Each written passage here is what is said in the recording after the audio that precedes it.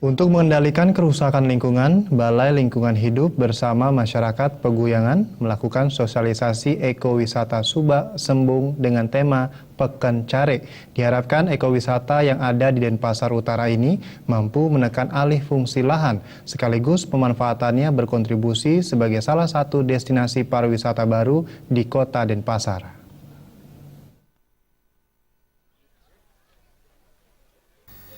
Ekowisata Subak Sembung yang berada di Desa Peguyangan ini mempunyai luas 115 hektar.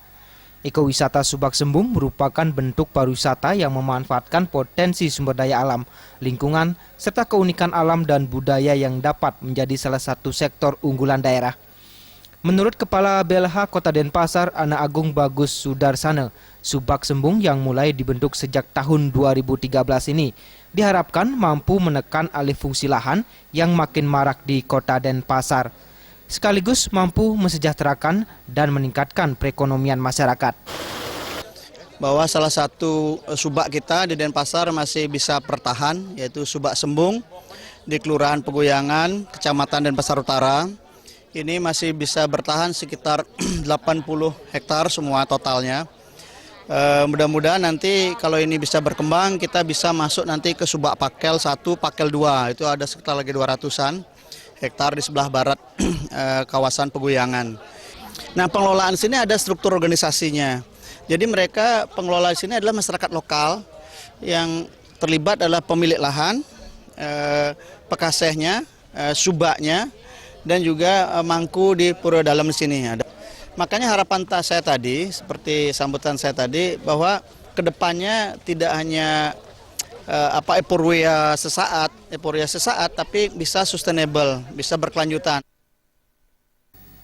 Sementara menurut Ketua Pengelola Ekowisata Subak Sembung Peguyangan Imade Swastika, adanya ekowisata di Desa Peguyangan diharapkan menjadi contoh bagi daerah sekitar agar tetap mempertahankan subak sebagai warisan leluhur. Di samping itu adanya Pekan Carik yang diselenggarakan tiap hari Sabtu dan Minggu di kawasan ekowisata mampu meningkatkan pendapatan petani di Subak Sembung sekaligus menggairahkan tanam-menanam oleh petani. Jelas. Karena kami konsep ekowisata itu tujuannya pertama untuk mempertahankan tidak alih fungsi lahan, kemudian untuk resapan air.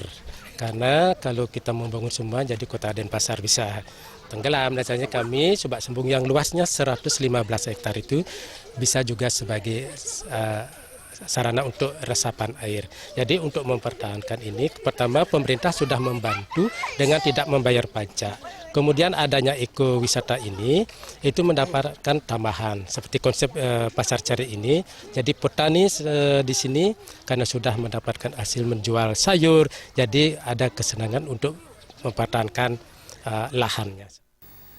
Dalam kesempatan ini juga dilakukan penyerahan hadiah bagi pemenang Lomba Sanimas dan pemberian bantuan berupa alat untuk mengolah limbah. Ratih Anggoro dan Ari Wiratbaja, Bali TV.